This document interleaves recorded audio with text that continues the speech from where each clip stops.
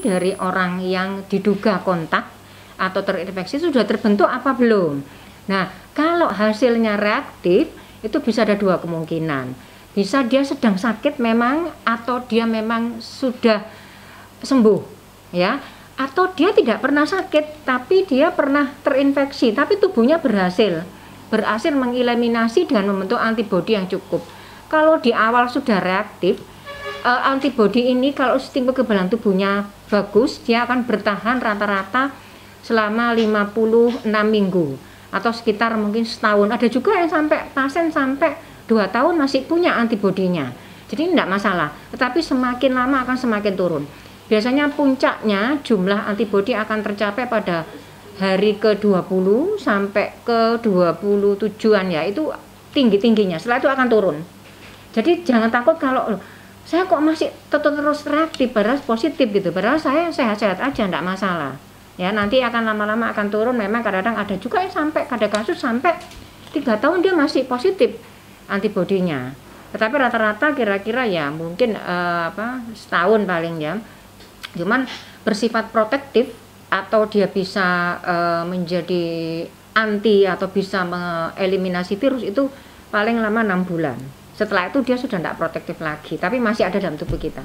Sebagai bala tentara jika ada nanti. Ya, tapi dia masih dikatakan masih bisa juga membantu mengeliminasi virus lain yang sejenis dengan SARS-CoV-2.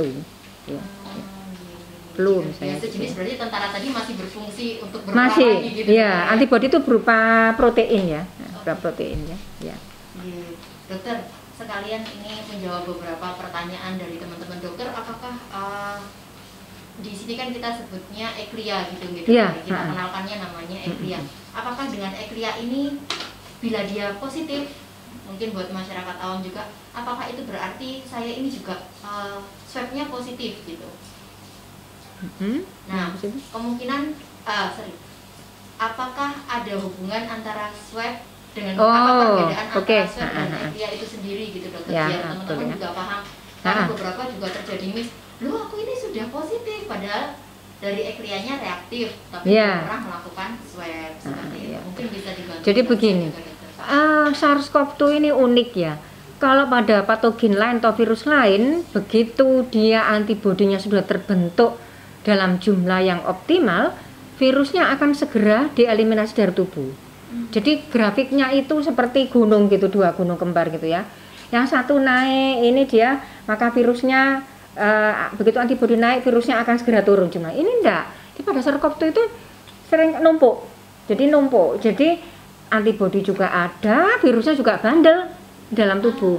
Sehingga mengapa harusnya yang hasil reaktif serologinya, mau itu eklia atau apapun, ya, rapid test atau banyak istilahnya, ya. Ada CMIA, ada macam-macam. Immunoassay ini kalau dia reaktif atau positif, maka sebaiknya tetap dilanjutkan dengan pemeriksaan PCR. Karena PCR adalah mendeteksi virusnya. Virusnya udah bersih belum sih? Masih ada apa enggak sih? Kalau masih ada kan, ya berarti orang ini kan berbahaya, ya, menularkan, ya. Jadi meskipun reaktif loh, saya sudah reaktif kok, padahal saya aman, belum tentu. Harusnya dilihat dulu. Kalau biasanya setelah 14 hari dari masa eklia reaktif, kalau sistem kekebalannya bagus, ya, di rumah mungkin istirahatnya cukup, olahraganya juga rutin, gizinya juga tercukupi, menghindari rokok, stres dan sebagainya, maka virusnya akan pelan-pelan akan dihancurkan oleh tubuh kita. Biasanya dalam 14 hari gitu sudah negatif PCR-nya.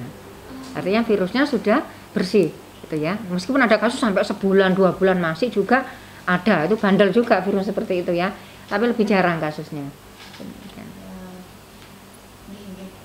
Jadi mungkin buat teman-teman juga kami informasikan jika nanti ada pertanyaan yang lain boleh melalui DM atau saat live ini masih berlangsung boleh disampaikan juga, mumpung ada ahlinya. Jadi teman-teman nanti harapannya nggak sampai tersesat informasinya gitu, dokter, ya, karena sudah ada dokter Maimun yang bisa menjelaskan. Ini ada ucapan terima kasih dari Salis Fitria, dokter, atas pencerahannya. Sama-sama Mbak Salis, terima kasih selalu, ya, Mbak Salis. Kemudian ada pertanyaan satu lagi, dokter, dari Dea Zakia N. Dea Zakia N. Dokter, ayah saya selalu saya sarankan minum vitamin C, tapi selalu mengeluh air seninya menjadi berwarna, sehingga selalu marah. Apakah boleh vitamin C diminum setiap hari, dokter? Apa ada dosis tertentu yang dianjurkan? Nah, tadi sebenarnya di awal sudah saya sampaikan ya. Jadi kebutuhan dari trace elemen, vitamin, nutrien itu juga di samping juga usia juga ya, juga tergantung diet sehari-hari. Dia sehari-hari kalau sudah cukup sebenarnya nggak perlu ya. Tetapi kalau memang merasa kurang, karena saya nggak suka buah dok, sayurnya juga kurang ya, sudah nggak apa pakai suplemen. Saya kira di tiap di tiap kemasan ya, kemasan itu ada tulisannya dosisnya. Saya kira itu di situ gitu, karena tiap vitamin macam-macam dosisnya. Nah di situ ada tertulis untuk anak usia berapa, berat badan berapa, itu ada aturannya. Jadi kalau misalnya anaknya marah-marah nggak bisa tiap hari, ya nggak usah tiap hari, nggak apa-apa. Yang penting asupan gizinya kan bagus ya. Misalnya 2 hari sekali aja, 3 hari sekali aja, nggak masalah. Ya. Ya. Berarti lebih dianjurkan sekali lagi kalau beli apapun dilihat juga nutrition fact-nya, kandungannya, betul. Dan juga gimana sih cara expired date-nya juga. Nah, itu penting dokter, kalau udah terlanjur minum tanggal expired date-nya. Urusannya. BPOM ya. Dokter, ada pertanyaan kembali dari Instagram, mungkin ada 2 pertanyaan terakhir saja karena sebenarnya masih banyak dokter, tapi waktunya terbatas ya. Iya benar. Dokter, ini ada pertanyaan dari kebanyakan pertanyaannya sudah beberapa terjawab dokter. Jadi ini yang saya tanyakan kembali adalah untuk untuk penanya-penanya yang masih belum terjawab pertanyaannya dari diskusi kita siang ini. Dokter, apakah caranya dokter, bagaimana caranya membentuk imun yang baik pada balita? Karena kalau keluar rumah susah pakai masker atau face shield. Ini pertanyaan dari Instagram @nurul_uswatun. Ya solusinya ya jangan keluar rumah, di rumah aja. Benar dokter, sepakat saya. Di rumah saja. Kasusnya semakin banyak. Saya kalau ngeri kalau baca di grup-grupnya tim siaga COVID, tim PNR itu ngeri kalau saya lihat. Anak-anak juga banyak yang terkena, jadi mohon nggak usah keluar rumah.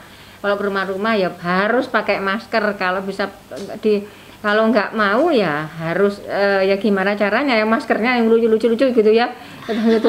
Soalnya face shield aja tanpa masker tidak akan efektif ya, karena ini virusnya ini kecil jadi bisa masuk. Jadi bentuknya tuh kecil sekali, nano, nggak kelihatan di mata ya. Nggak, kalau kelihatan sih enak ya pakai face shield, ini nggak kelihatan. Jadi ya jangan keluar rumah.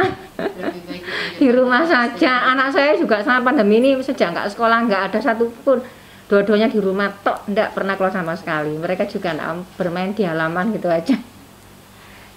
Tetap menjaga physical distancing dan stay at home. Iya gitu, betul. Ya? Habis cuci tangan selama 20 detik dengan cara yang benar, dengan pakai sabun. Kemudian jaga jarak pasti juga, physical distancing ya, social distancing ya, gitu ya. Siap dokter. Tetap patuhi protokol COVID. Iya, protokol mandi juga, jangan malas-malas mandi. Ya dokter, ini ada satu pertanyaan terakhir dari Instagram yang sudah masuk. @wulandari Sukma, bagaimana cara menjaga imun tubuh pada ibu hamil yang lagi nggak doyan makan dokter? Lagi nggak doyan Jadi makan. begini, pada ibu hamil itu memang sistem imunnya itu berbeda ya. Dia memang peka sekali, artinya sistem imunnya itu rentan tuh menjadi dia dilemahkan atau justru malah berlebihan. Jadi karena memang ada dilusi juga dalam tubuhnya. Di dalam tubuhnya ada dalam tanda kutip benda asing ya, benda asing itu bayinya termasuk benda asing loh ya. Otomatis dia juga berusaha melawan si bayi ini meskipun dia anaknya, tetapi kan dia juga ada gen dari ayahnya ya. Itulah mengapa sistem pada kekebalan itu pada ibu hamil itu spesial, sehingga banyak pada orang hamil itu munculnya autoimun justru pada saat orang hamil karena sistem kekebalan tubuhnya memang sedang lemah. Nah seperti ini sebenarnya tidak ada berbedanya sebenarnya. Exercise tetapi sesuai dengan kemampuan. Ya, makannya juga makan sebenarnya kalau kita tidak punya penyakit itu tidak ada pantangan. Asalkan haram pasti ya, haram halal pasti anu ya, kita tahu yang mana ya. Kemudian prinsipnya adalah tetap nutrisinya seimbang, karbohidrat, protein, lemak harusnya jangan ada yang dihindari kecuali kalau punya penyakit tertentu.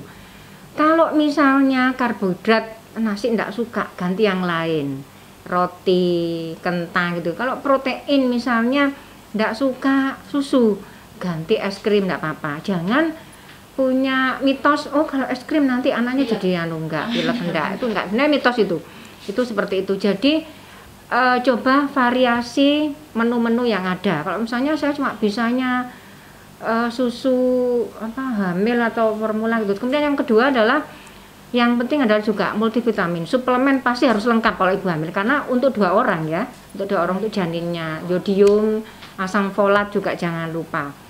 Memang agak susah ya kalau hamil, saya sendiri juga mengalami ya, kalau hamil mesti muta-muta sehingga asupannya diusahakan selalu ada yang masuk ya, makanan yang pengganti, misalnya tidak suka apa gantinya apa, jadi itu bisa dilihat itu di banyak yang ini Mbak Tika kan ahli gizi juga.